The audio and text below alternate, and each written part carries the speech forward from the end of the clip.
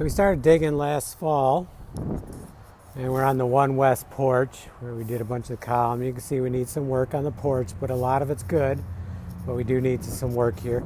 So the first thing we started doing is, after we removed some of the all the skirting, was we started digging our trench. And you can't tell, but this trench is pretty deep. I'm gonna walk in it here. So we're at good 2 feet, going on 3 feet here. And once I'm going to start filling in the stone. I've decided today's the last day for digging on this part of it. We're going to start putting the stone in, all this stone right here. I suspect I'm even going to run out. We'll all go in that hole.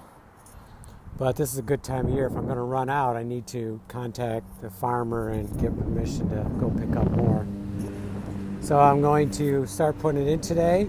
We're going to build around these rods, and we're going to put in some other columns just for extra support. Then we're going to rebuild all this that we need to. It's too bad it went into that second one there, but I suppose I can cut some out, replace that piece, and put a brand new one on there, and then put another one on.